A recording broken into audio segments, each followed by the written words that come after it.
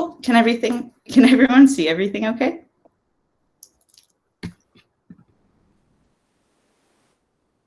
Okay.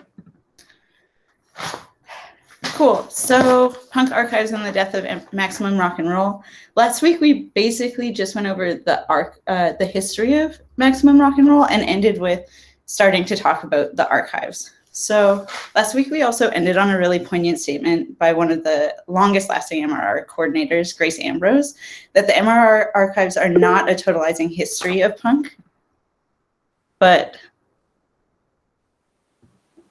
wait, yes, someone raised their hand. Okay, I'm gonna keep going. Sorry, I have two screens going. So MRR, the archive isn't a totalizing history of punk, but it's an institutional archive. It's also interesting though, because it's a perfect example of a personal archive, an institutional archive, and still maintains itself as a DIY community-driven archive.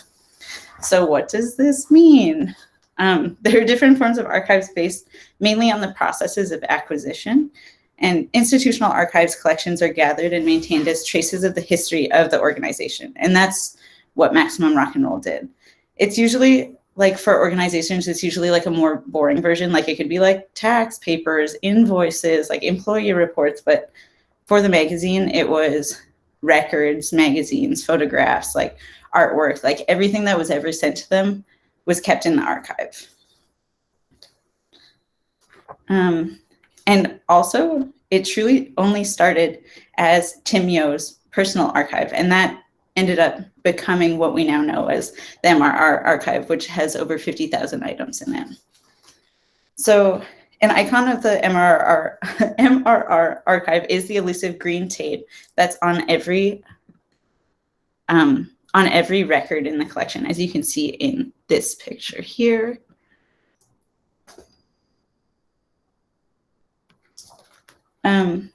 The only reason why this happened, because it's highly not archival, like there's probably no way that anyone would have done this unless it started as Tim Yo's personal collection. The story is that he didn't want his records mixed up with his brothers when they lived together in the original Maximum Rock and Roll house, so he started taping the corners of his. This aesthetic precedent just ended up growing into like the MRR archive and like is maintained to this day. It's a continuation of, as well as something that was brought up last week, is a democratic process of reviewing, which is every single thing that's ever been sent to Maximum Rock and Roll has had a review and is kept in the archive. And taping it also brings everything down to a similar level in an interesting way. Like they're extremely rare records, but now they have green tape on the side and they'll never leave the archive. Like it in a way devalues them, but maintains them as an object of Maximum Rock and Roll history.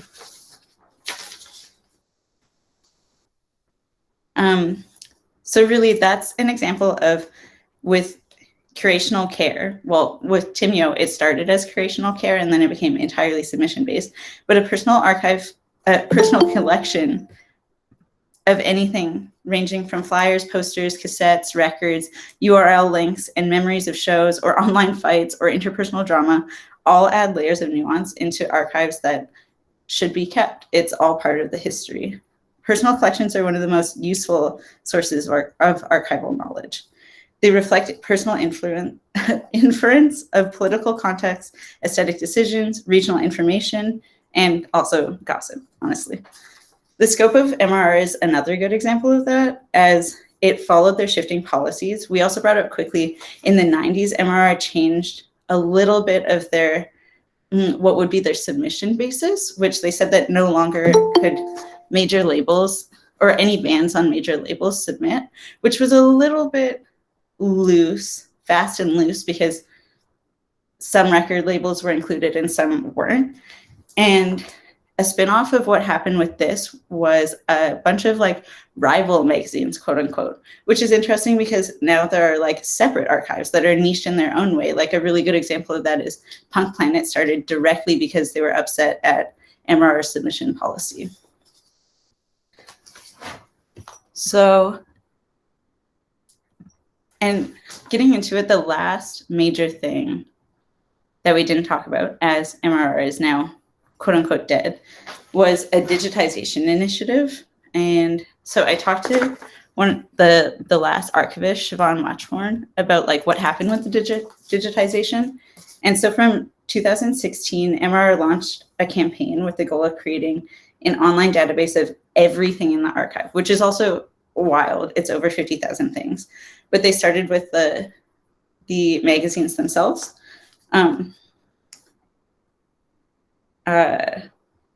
Before going into the magazines, like quick numbers were MRR was estimating that they were getting 1,800 records per year, and there were 10 years of backlog when Siobhan got there. So there was already 18,000 records that like weren't even on shelves in the correct order.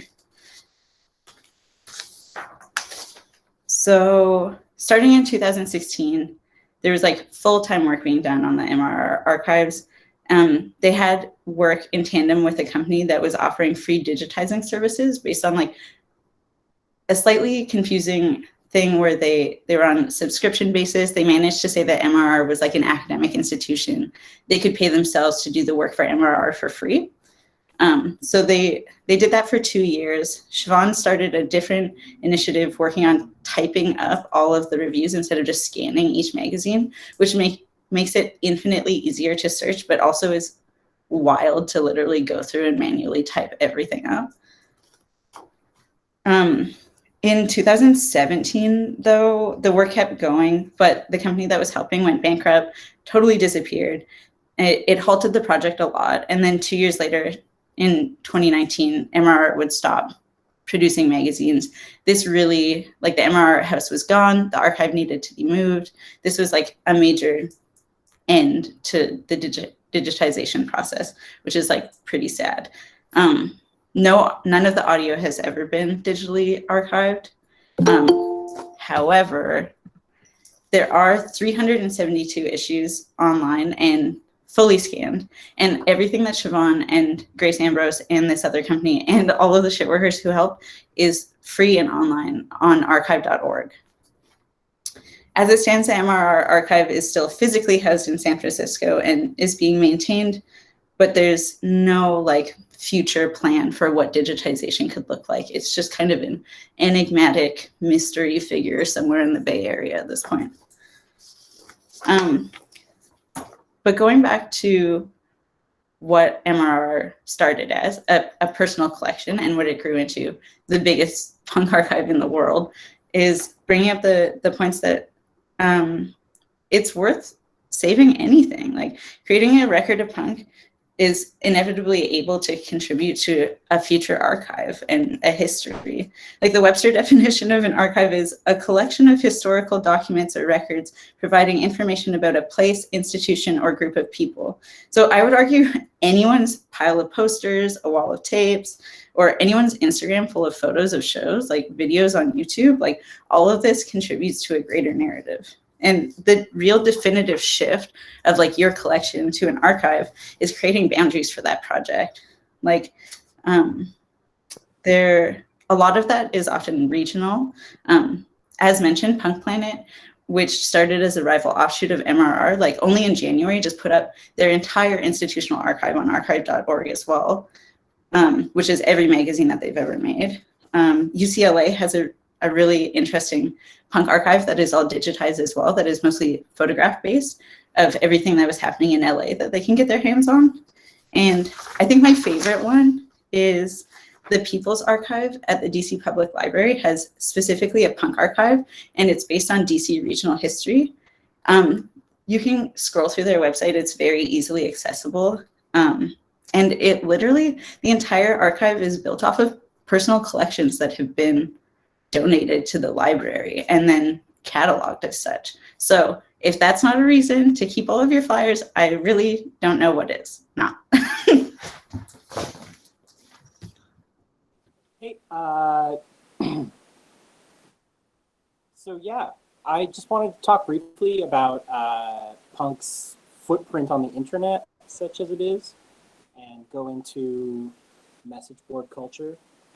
So like obviously punks were on the internet pretty early. However, like most web content from the early 90s, it's pretty much all gone.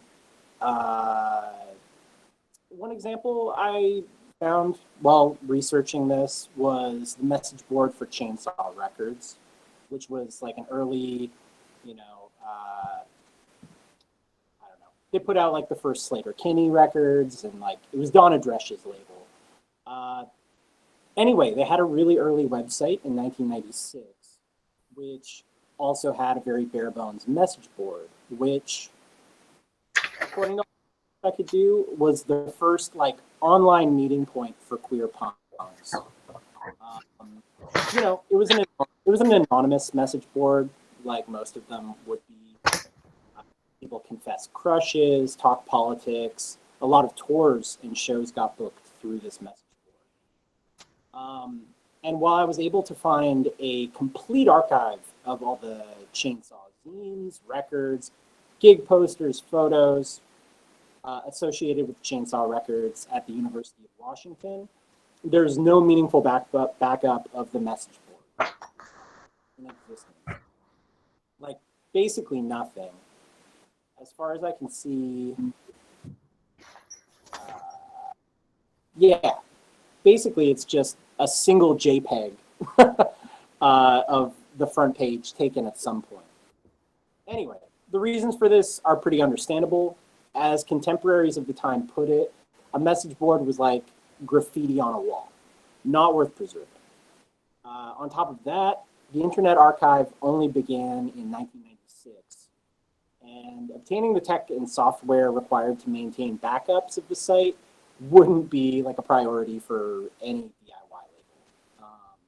We'll talk more about the Internet Archive later, but the reason I bring this up is I personally believe that an archive of a scene that only preserves records, posters, and demos, it's in many ways missing what makes punk scenes unique, in both the negative and the positive. Like it's missing gossip, as we were talking about before, shit talk, like the bad shit, political infighting, and even like the boring stuff, like looking for a pin press or a booker in Montana or some shit. And another thing that I'd like to bring up quickly, sort of as a counterpoint to the record of Chainsaw Records, is the Bridge 9 message board, which probably doesn't need too much explanation from me. The B9 existed for roughly about 10 years, and it was shuttered 2 years ago after a decade of influence, and is now like nothing but rumors of like how terrible it was. I'm trying to bring up a slide. If you could help, Sasha, sorry. So that's the Chainsaw Records only record of that. And then up next. So if you Google history of the B9 board, that's the only thing you find. It is a Blogspot post from the P.S. Eliot like official page. And like, while that's funny, it's kind of interesting that something that had so much influence, you know, like tons of alt-right people or like just regular people posted like crazy on the Bridge 9 board, and there's no record of it. And so like, while the Chainsaw Records boards and the B9 couldn't be more different, their absence in the historical record leads to nostalgic idealization, a feeling that scenes of the past were either better or more important in the day-to-day. Especially as the internet replaces zines as the primary mode for communication between scenes, this historical record is disappearing. Later 2010, web content has begun to be lost as well, but for somewhat different reasons. Whereas early forums and Angel Fire sites had fallen into disuse and disrepair through neglect and people just stopping using them. Modern stuff like blog spots and YouTube channels are being wiped because of legal challenges and unreliable file hosts, specifically excised as a result of the corporate takeover of the internet in the mid-2000s. So, like, the reasons for this highlight the difficulty of maintaining accessible archives in the face of a hostile legal system. Like, one example is like the wiping of everything on anarchopunk.net. I don't know if anybody remembers that, when Southern Lord, who was repressing all of the Crass records, issued 6 DMCA takedowns, and basically like 3,000 files were removed. You can still download stuff on anarchopunk.net though, which is kind of funny.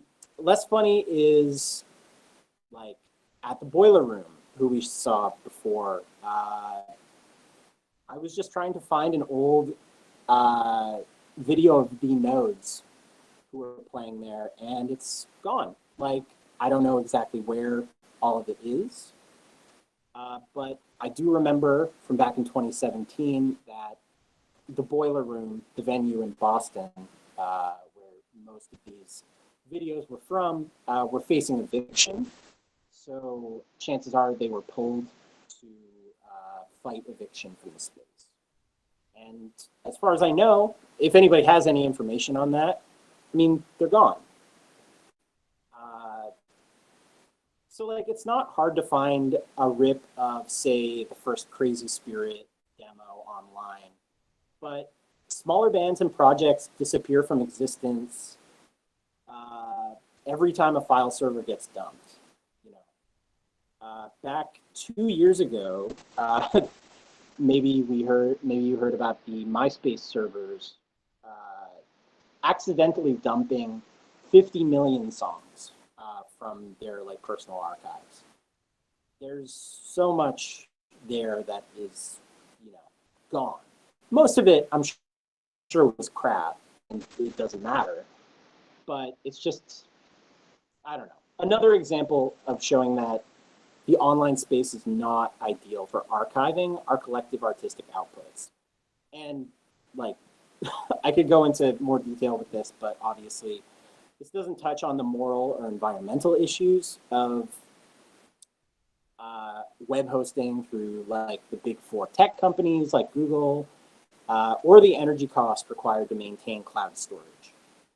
At the same time, retreating to a purely analog archiving system is both naive and unrealistic to the way that we live our lives. So how can we create archives that are both accessible to any punk who wants to see them, but is also present on shifting digital landscapes?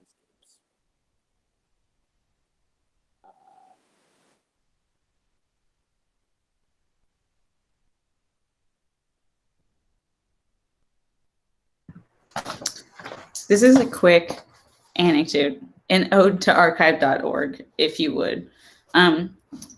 I think it's really important to bring up this site at least quickly, because archive.org, although it doesn't solve like exactly the issues that Connor brought up, especially environmental like subcontext of digital hosting, it is an entirely like free and open source space that is hosting a ton of things on the internet, as well as started like one of the, I think, coolest initiatives on the internet at a very early stage.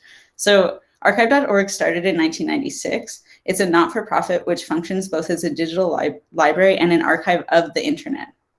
The primary project was started and is called Wayback Machine. It's still functional now, and it's like on the main page of archive.org. It was the first attempt to document the internet through its progression and expansion. There are more than 20 years of archive data from websites worldwide that are searchable on the main page and saved through different formats by date. Like if you go and look for one website, it'll give you every date that it has a saved version of it. It's amazing. Also, going back to gossip quickly, you can totally go back and see unedited versions of articles. I've done it before. Okay, so the organization works with over 600 partner libraries and a ton of different individuals, DIY organizations, and community institutions. There are over 475 billion websites on it, 28 million texts, 14 million audio files, 6 million videos, and 3.5 million images. Of these have included almost 400 of the MRR issues, all of Remote Outposts. Greg Harvester puts everything back up onto archive.org when it's broken on Blogspot.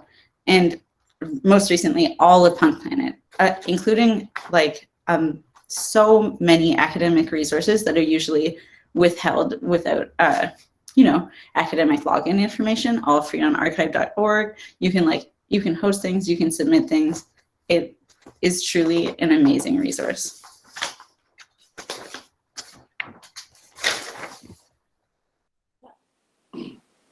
So just to sort of wrap up, I wanted to say a big RIP to Lou Ottens, who was the primary engineer of the cassette tape. I'm sure a lot of you heard about that. I thought it was interesting, especially, I mean, the cassette tape caused a complete shift in communication and music technology. Tapes had massive consequences for the ease of DIY music production, and like they created lines of private distribution outside of major label networks, and they reached their zenith in the mid-'80s, pretty much at the same time that Maximum Rock and Roll was at its peak of relevancy. Growing out of a personal collection, the MRR archive has become the largest archive of institutional archive, at least, of punk records in history. And that pretty much happened by accident, which is like an important thing to keep in mind. Over the years, people sent in records and tapes, and it was decided by the many people working on the project that holding on to this music was important. While none of us are likely to accumulate 16 metric tons of punk records, 16 tons, we, like, as creators of this project, personally do believe that our collections matter now as extensions of our passion for this shit, and they could also matter even more as time passes. And chances are they will. Like massive archives like the People's Library that Sasha was talking about in DC come from personal collections. And we can never know what people will find worthwhile or important in the future. One example that Sasha also brought up was Greg Harvester, punk archivist. They run Remote Outposts and also copy scams on Instagram if you want to check that out. It's a quality follow. Anyway, they noted that there's a difference between textbook definition archives and punk archives. There should be a link between physical and digital objects, especially to offer access to physical objects through digital spaces where possible. One thing that I didn't bring up as much as I'd like to was the Terminal Escape blogspot run by Robert Collins. That's been active since 2010, and most everything from 2013 onwards is available. It's incredible. And yeah, anyway, if there's one takeaway from this, it's go on Terminal Escape and Remote Outposts. So they both share digitized tape collections with annotations, reviews, stories, and by doing so, they create a lineage of accessibility from a specifically DIY vantage point and provide the necessary context rather than just having, as opposed to something like SoulSeek, where of course you can find all kinds of rare shit, but you know, if it's lacking the personal and the historical, it, I think, matters less. Anyway, even more vital than the idea of preserving an ultra-rare 7-inch like a dead butterfly, the inherent strength of thorough archiving done by us, the people participating in this right now, is that the narratives can remain in our hands and continue to grow with us. and then be retold with as much accuracy to other punks as possible as we continue into the future. By remaining flexible and persistent, by saving and sharing, by staying passionate and active, we can make sure that people who want to know, of course I didn't stick the landing on this. We can make sure that the people who want what we want know where to find it.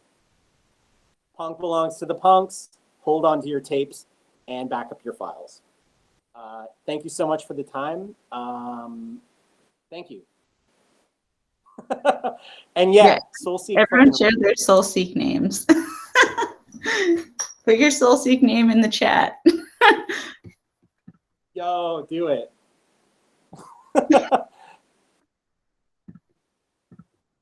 Okay, cool. Thank you so much, everyone.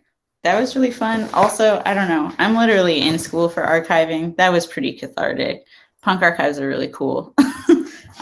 Next, Sarah is gonna do a presentation that I'm very excited for.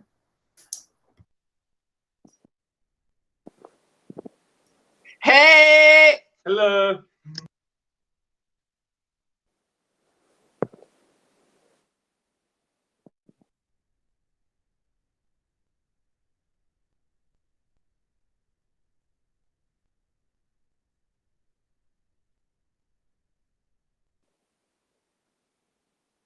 Oh, I think you're muted, Sarah.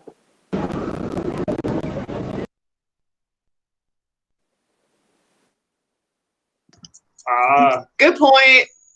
Okay, let me know if this doesn't work.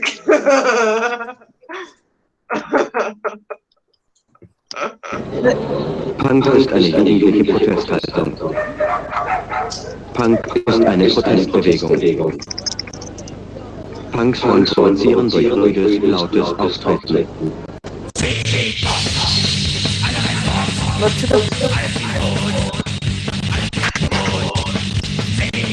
Ostpunk is the subculture that emerged within the heavily insulated confines of the Deutsche Democratic Republic between 1979 and 1991. So why are we talking about Ostpunk? Well, a couple of reasons. First of all, I really love German punk bands from that era. Oslo 420. Ich steh nicht nur auf der Streit. Pass auf, dass ich mit dir nicht einschlaf. Freiwillige Selbstkontrolle. Und das ist mir nicht egal. Als hätte ich Disziplin. Aber das Leben ist brutal. Ich will die haben. Bärchen und Elfbubis.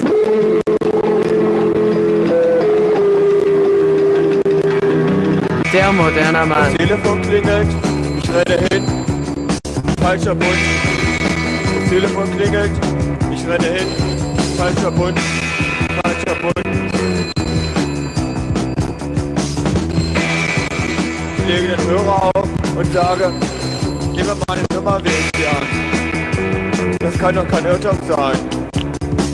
All of these are West German bands that started in like 1979, which, side note, if we were to continue this lecture series, I would love to investigate, or for someone else to investigate, why 1979 was such a watershed moment for punk.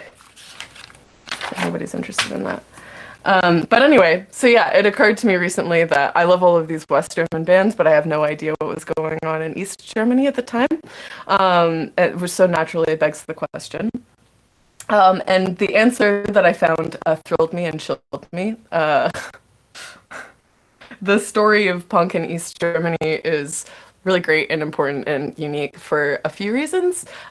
First of all, it's a great illustration of what anti-fascist dissidents can look like in the absence of capitalism, or at least in a socialist state, because of course the Deutsche Democratic Republic didn't exist in a socialist vacuum, but we'll get to that later. And it also serves as a great illustration of how, very exemplary illustration of how government repression can unintentionally politicize a movement that was never inherently political. But we will get to that. First, a brief history of the DDR, and I don't mean to insult anybody's intelligence, but personally, I grew up in the Georgia public school system, and all of my teachers my history teachers were coaches, and so this is like my first time with any of this material. So I don't know if it's the same for you, but just in case. At the close of the World War II in 1945, Germany was split into 4 occupied zones. The Northwest was occupied by Great Britain, the Southwest by France, the South by the U.S., and the East by Soviet Russia. And though I'm a little wary of the historiography surrounding this because we don't live in a vacuum and we very much live in the capitalist West and there is a lot of red baiting, I also don't want to dip into denialist tinky territory. And now I'm talking about politics on the internet, which is scary. But regardless of all that, it's very clear that of all the occupied zones, the people in the East had it worse from Soviet Russia. The physical and psychological violence that they were subjected to, I mean, we don't really have time to go into all of the trigger warnings alone would take all day. But nobody really cared because Nazis. But anyway, so in 1949, when all the Western zones were unified into the Federal Republic, the Soviet zone became the Deutsche Democratic Republic. So that is the origin story there, if you didn't know that. The Western triumphalist narrative would have you understand that the DDR was a Soviet puppet government, whose legitimacy was only maintained by a wall to trap all of its citizens inside, and Soviet tanks to shut down any insurrections like the one that happened in 1953, and the secret police known as the Stasi to kidnap, torture, interrogate, and imprison its citizens into submission, which sure, yeah, but also the failed utopia narrative would rather paint it as an attempt in good faith to create an egalitarian society and an alternative to Western capitalism in the wake of World War II. My take is, don't trust the narratives they feed you. Just look to the punks to show you the way.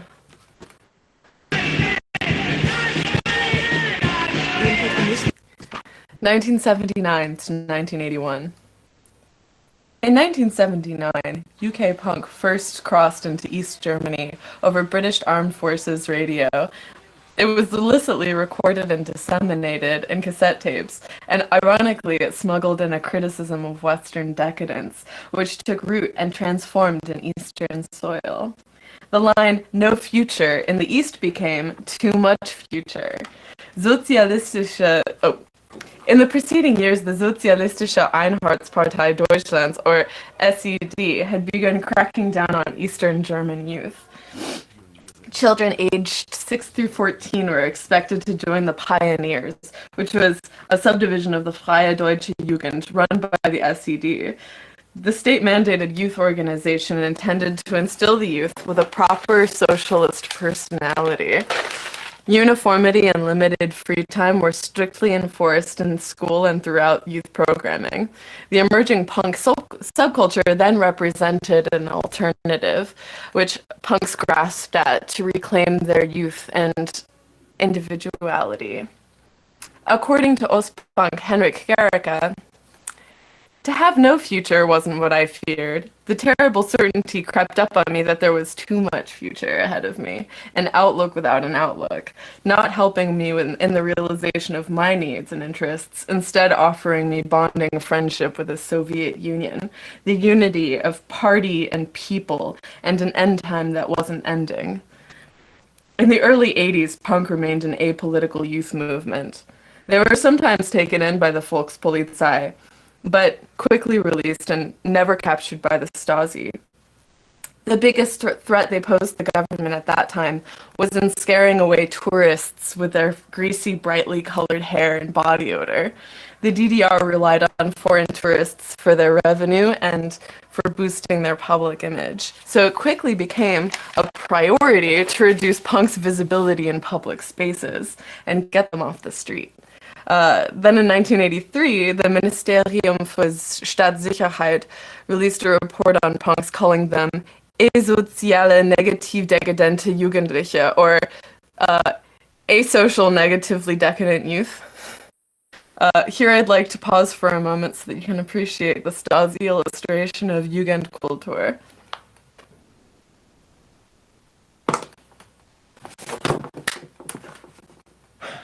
After this report was released, surveillance and the arrest of punks drastically increased. They were being targeted as a Western movement, but Eastern punks did not see themselves that way. They saw their brand of punk as germane to the DDR. And so it was. Through their aggressive targeting of punks, the Ministerium für Staatssicherheit created the very monster they feared. Fearless foot soldiers for the dissident movements of the 70s and 80s. When punks were forced off the streets, they started meeting and having shows in Protestant churches. Berlin, Erlöser, Bluesmesse und irgendwie sprach sich rum, da können wir auch spielen. Punks werden da spielen, wir spielen da auch und so. Und dann sind wir dahin. Und da war alles schon aufgebaut. Ich weiß nicht, ob die ihre Gitarren mitgeschleppt haben oder was. Jedenfalls das Schlagzeug stand. Und also da erinnere ich mich noch sehr genau, dass ich hinter diesen Trommeln da rumrockte und dann flogen die Steine, bam, bam, bam, und mit aufs Schlagzeug ruf und dann dachte ich, sehr geil, so war doch bei Sex Pistols auch, da sind auch erstmal die Flaschen geflogen und so. Und dann wurde auch tierisch gepokt, da waren ja auch ganz viele Punks dran da, die dann die ganzen, alle an die Wand gedrückt haben, also beim Freien draußen irgendwie in die Büsche und dann da rumgemacht haben und The Protestant Church of Germany had a very proud legacy of Nazi resistance and offered shelter to dissident groups under the guise of ministering youth outreach. While the church was technically protected under the Constitution, it was still subject to surveillance and raids by the Stasi.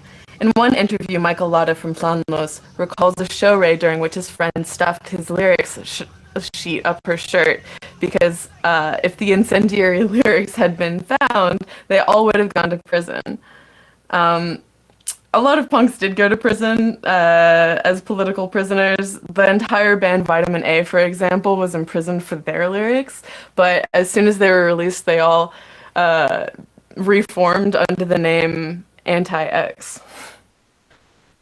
The beauty of punks, or actually no, the silver lining of punks getting arrested was that when they were released, they would go and tell all of their friends what happened, and the power of the Stasi lay in its mystery and secrecy. So just knowing what happens when you get arrested sort of lifted that. And when the punks became disillusioned with the Stasi, they also became fearless or less fearful.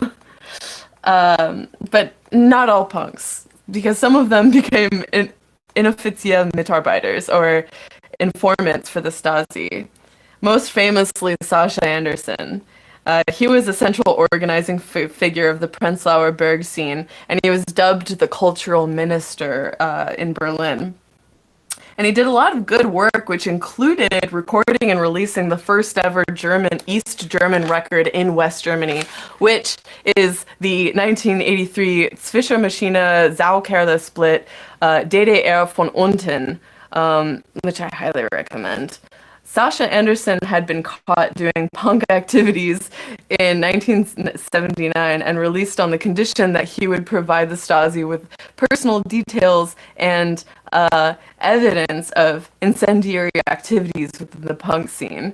Anderson wasn't outed until 1991, when Wolf Biermann publicly exposed him in his award acceptance speech, calling him Sascha Arschloch, the untalented babbler. Another aspect of punk intensified in East Germany was the next level DIY spirit so crucial to its survival. Ostpunks baked pins out of clay, played instruments they didn't know how, and built and repaired their own equipment, which would often break down mid-show. According to an interview with Planlos, during shows, there was no line between performer and audience. It was more like putting on a party with music for friends. Once these friends had familiarized themselves with the lyrics to the songs, you had to wrestle the mic away just to sing your own song. If the church radicalized punks by bringing them into proximity with other dissident groups, punks also radicalized the church in turn by being extremely unpalatable to higher authorities within the church. Ultimately, all the dissidents groups, the punks and the lesbians, the anti-war movement, the environmentalists, were all forced to break from the mainstream church and form the Kirche von unten, or KVU, or KVU. Because so many punks were anti-authoritarian, they declined to take positions of leadership within the dissident movements and opted instead for logistical roles. In 1984, alongside the KVU, formed another dissident group called Alosa. Among the punks, it included members of Namenlos, Planlos, Fatale, and Kein Talent. They formed a human chain between the Soviet and US embassies, wrote samizdat papers, which are just like illicit distributed papers that were political, refused military service, and generally got their asses kicked and their lives fucked up by the Stasi. But I think that what was so important about punks in this movement, besides their like toughness and their fearlessness and their can-do attitudes, was their touring networks. Because they collaborated with punks in Poland and they booked shows with bands from Czechoslovakia, West Germany, Italy, Great Britain, and even the US and Canada. That meant that once they became politicized, their anti-SED message was perpetuated throughout an international network of punks.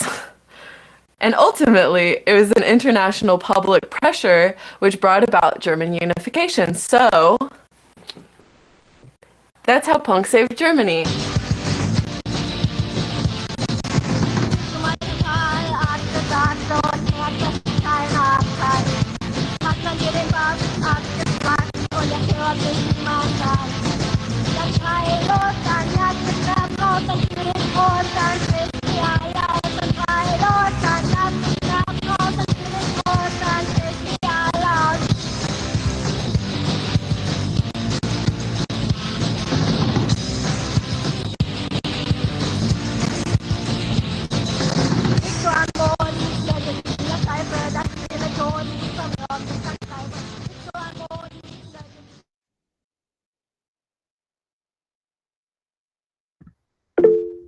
That was so sick.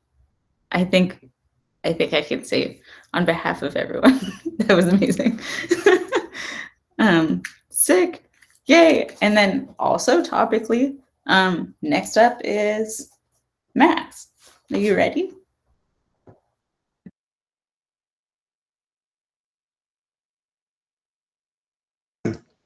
Yeah. Is it working? Yeah, okay. I've been having lots of like connection issue tonight, so I'm hoping it's gonna work. Okay, here we go. This was pretty good. Hard to follow up to this, but hold on. How do I share? Present. Okay.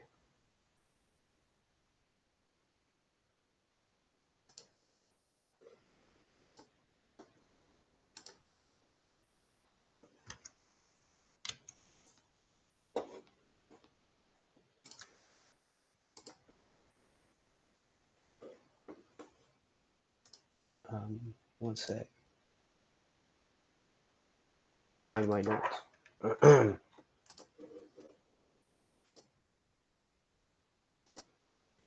here we go.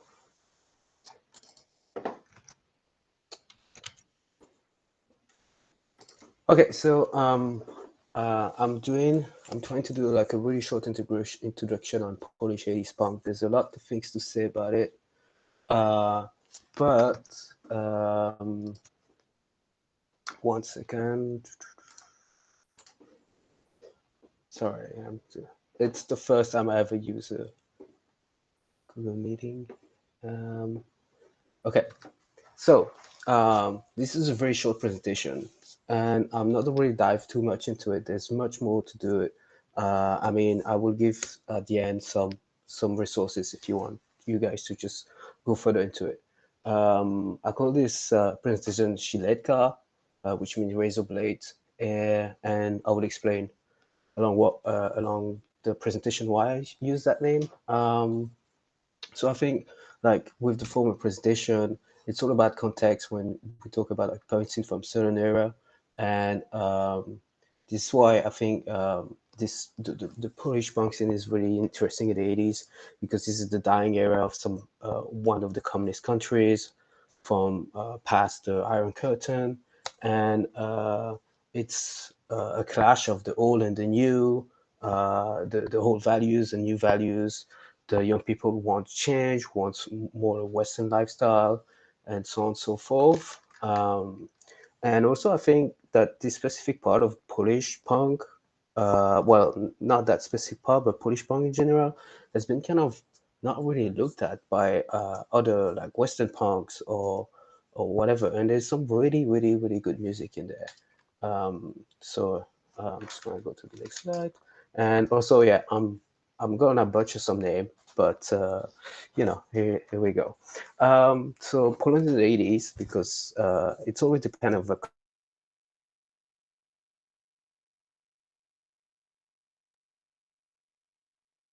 is crumbling. There's social unrest. There's this union called Solidarność, which is a popularity rise in the political environment, cannot be denied by the powers that be. In 81, the martial law is declared by the army, and which involved many arrests of those union activists, curfew, travel restriction in Poland, consumer goods being rationed. So it looks like a really bad starting of a decade, really. By the way, consumer good ration actually also include plastic for records. So they had actually many problems to print out to all those records, because they just didn't have plastic coming in the country. So there was act of censorship. Band could not record without government approval in studios. Band had to hand in lyrics before shows, so on. There's some fun story about some bands having like gimmick lyrics for not being controlled by the powers that be. So it's pretty, for anyone who's a little bit accustomed with Polish punk, it's very important that Yarotzin, the festival Yarotzin, has a very big importance into the development of punk in Poland. So it's a crucial aspect for me, and this allowed a lot of many of the small underground punk bands to actually have a big nationwide type of Poland nationwide exposure. So Yarotzin was the biggest rock and alternative festival to take in Eastern Europe. The biggest and one of the biggest in Europe altogether, really. It was founded in 71 under the name, I'm gonna try it in Polish, Wielkopolskie Rytmy Młodych, which is mean Greater Poland's Rhythms of Youth. This sounds very communist. And it was kind of the Polish Woodstock, really, like hippies and whatever. They were trying to recreate the 60s vibe that had from the States. But in the 80s, they just changed it. No, I think, yeah, in the 80s, they just called it that. And many believe that Yarotzin was actually designed by the communist services, the communist secret services, to create some sort of safe outlet for the youth in this communist year to take them off the streets basically, while they were not riding, they were just partying in those fields. And for some weird reason, this was allowed to just carry on through all those like martial law years and so on and so forth, which seems weird, but I guess this was really the demise of the communist era. Like things were not really making sense sometimes. And so this was more like an alternative festival. So there would be it would be like rock, reggae, punk, heavy metal, but a big part of it was punk. And yeah, so like there was this secret like notes on like different youth tribe from like secret services, which was pretty funny to just think about this, and it just kind of relate to the What's Punk video we just saw with this kind of like sheets on like who's those alternative youth. And I'm just gonna play, and I hope it's gonna work.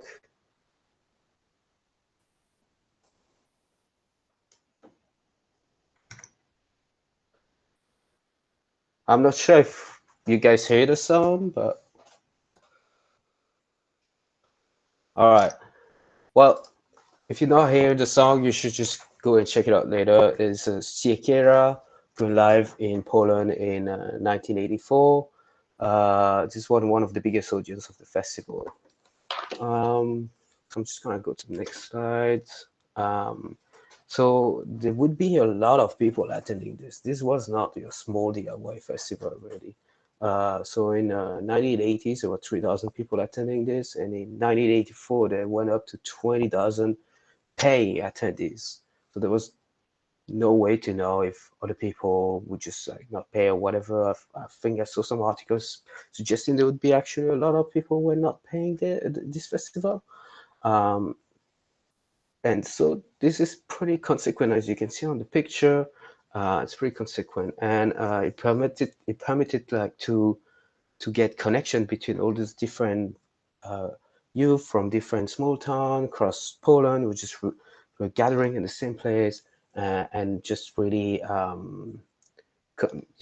connecting throughout without the internet back then, right? So and one of the funny thing with this is like, as you can see on this picture on the left, there were a lot of people with recording like live audiences, and that was just to make themselves a tape, just to make themselves something to listen back home, basically, because they would not have any material of those bands, and those bands more often didn't have any demo, didn't have any material. I think it's pretty funny because there's been a trend over the last few years to actually release all those live performance on records with proper mixing, mastering, and whatnot. So it's probably, if you just buy like a recent record who's been Shikira playing live at this festival, it might be one of those guys you see that just actually recorded it. And so all the first bands were like Abandoned, Sikera, they said that Xena. They just drew a big crowd, but they had like nothing recorded really. So it's funny to consider that the state control festival just kind of fired back to the state really, because it allowed all those youth to express themselves, often in opposition to what the governments tried to just say. So the plan from the government creating this outlet, but it just allowed a lot of young people to attend the first time, to be exposed to the power of community, to just talk to other people about the issue in life and whatever, and the discontent with how the things are. And even like it started in 84, 85, when the secret police was starting to arrest people to actually just distributing leaflets into the public of like anti-communist or communist leaflet, anarchist or anti-compulsory military service leaflet, and that was starting to be stopped in 85. Like they would just send the cops within the crowd, arresting people on the spot. This festival, you should not really interpret that like to a festival resistant to politics. It's more like counterculture.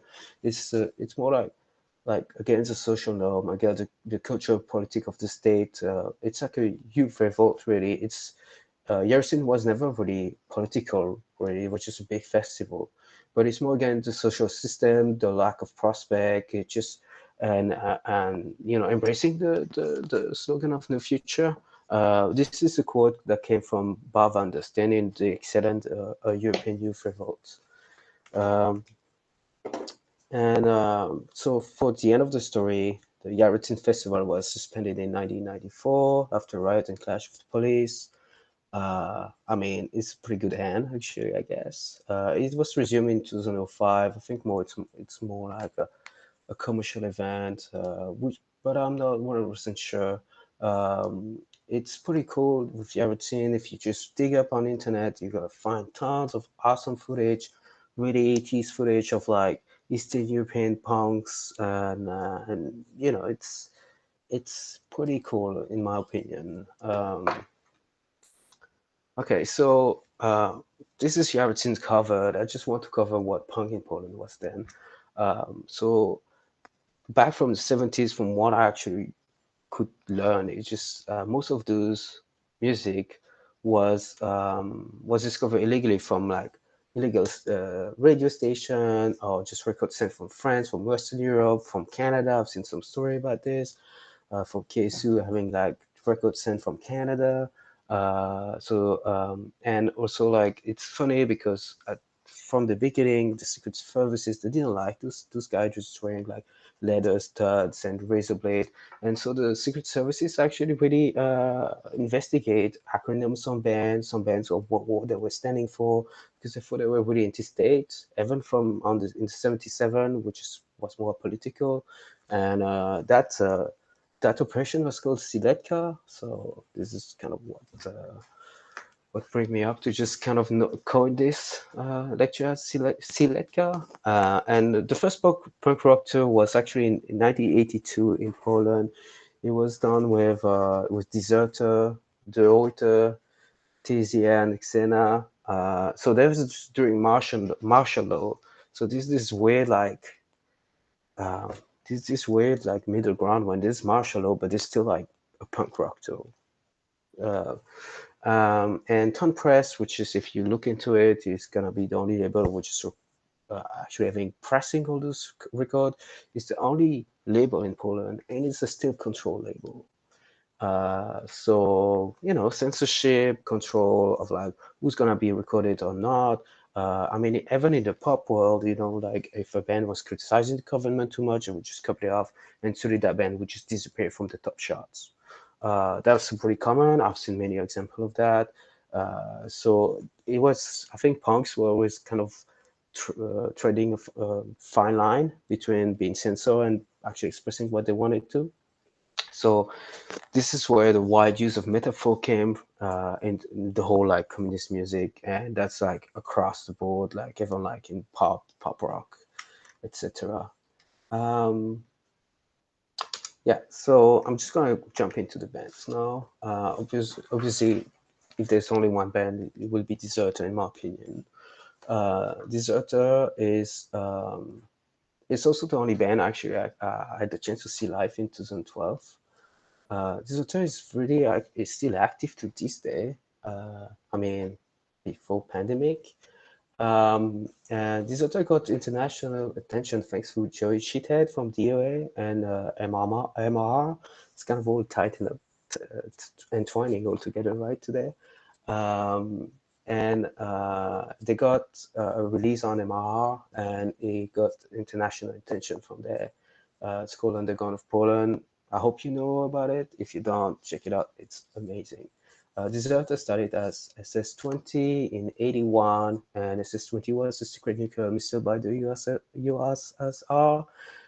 They had to drop the name without any surprise due to various censorship. They switched to Deserter, which just means just like deserting the army. So, it's still pretty solid name in my opinion. But they still managed to get a contact with Ton Press, the only existing state label. The press, I think, was like 3,500 of the first 7-inch, which is pretty good. So it was always kind of funny, this fine line that this band had to just walk to just be like, pressed on record. But still not criticize too much the state. It's really speaking to me like, you know, how they had to just measure everything, so how far they want to go with their criticism. But they managed to get proper exposure in Poland and being one of the most influential band after playing Yarotzin once again. And that picture is from Yarotzin. I think it's 82 or 83. I'm not 100% sure.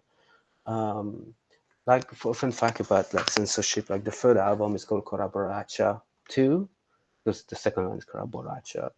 And for instance, like the first press doesn't have any written down of the word Collaboracja, collaboration, because that was apparently not a word that was very welcome to be used back then.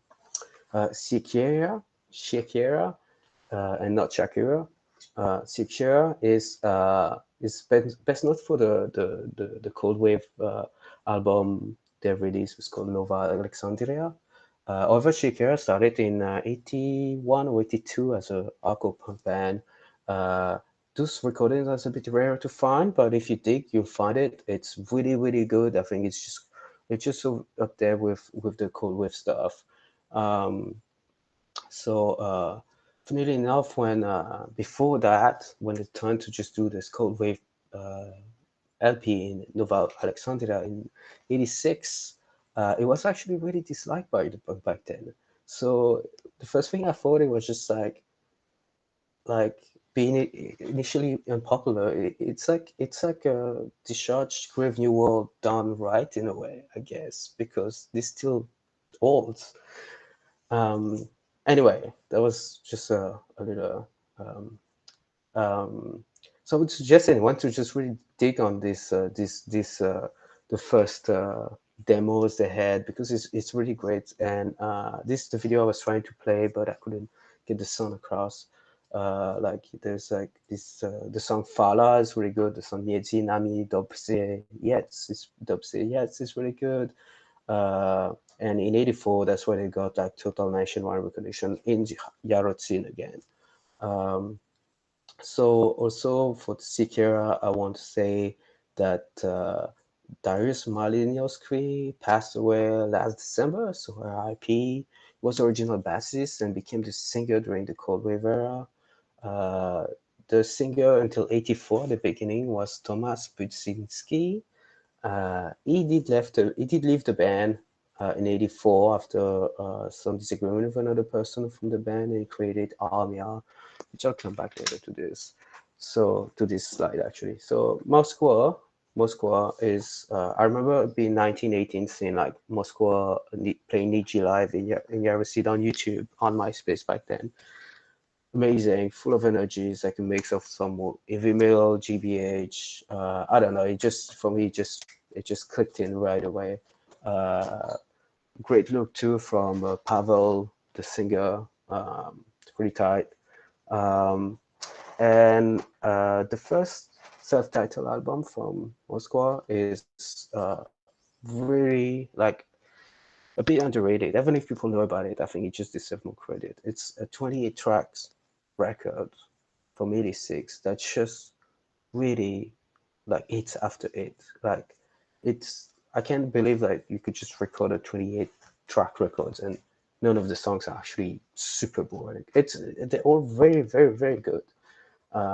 So I would advise anyone to just give a listen to that. The self-titled from Moskwa. They're still active now. I've seen some live, whatever.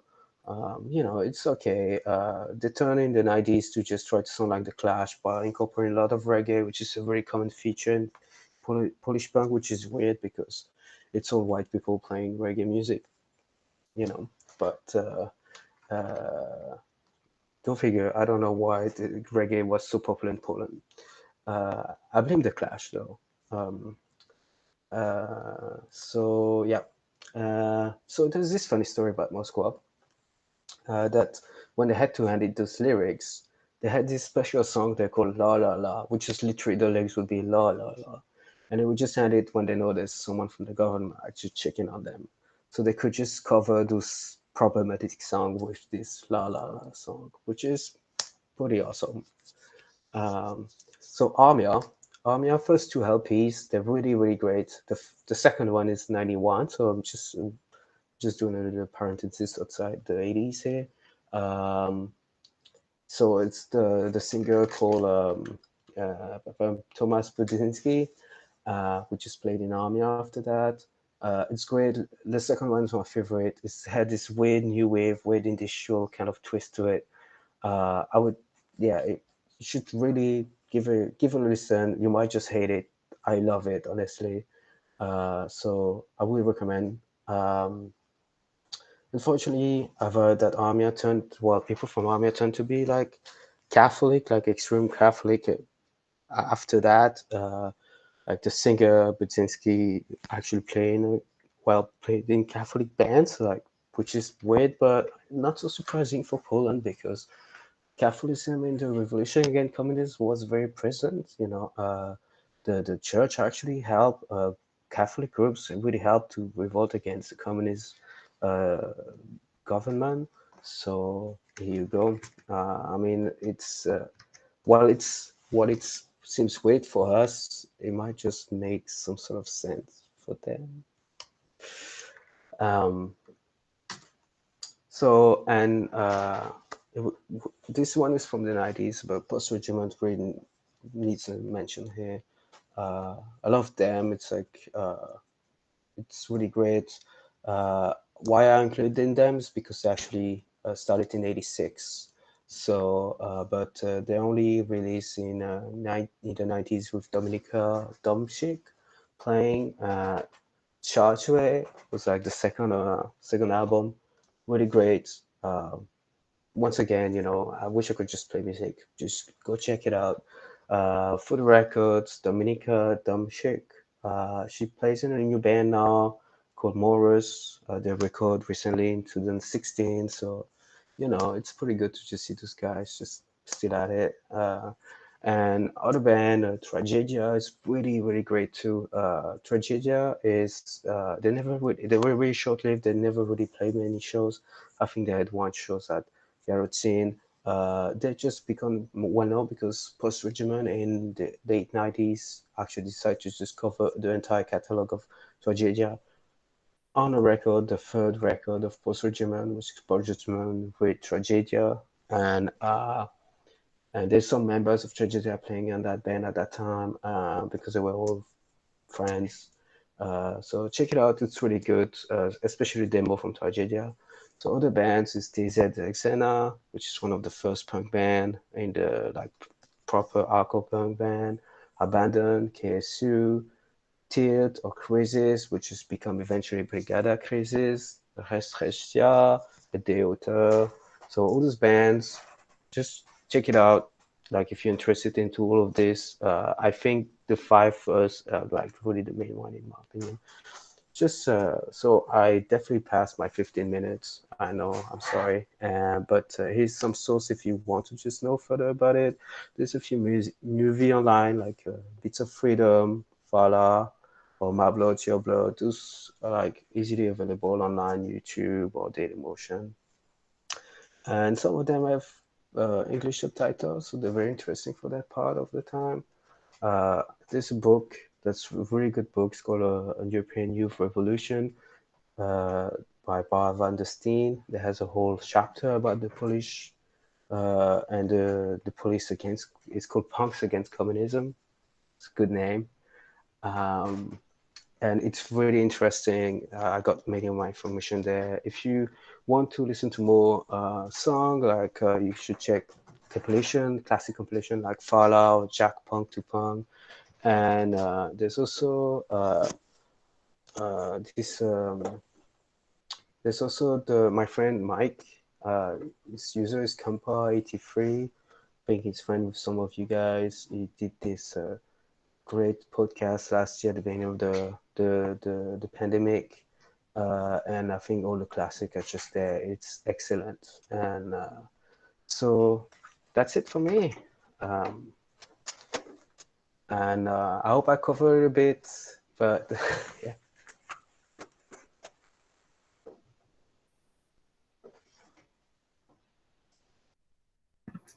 That was so good. Oh, Okay, I'm very excited about this week. Those two presentations went together so well. Thank you, everyone. That's everything for this week. Next week, we'll be back here at 9 p.m. for, oh no, I should have pulled this up before. For Toronto hardcore, 70s and 80s synth, and North African DIY punk. So, yeah, hopefully I'll see you all next week. Also, if you still need a reoccurring invite, send me your email, either on Instagram or right now, or to Sasha Pizzolo at ifoforever.com. And otherwise, yeah, can't wait till next week. Have a great night, everyone. See you, everyone.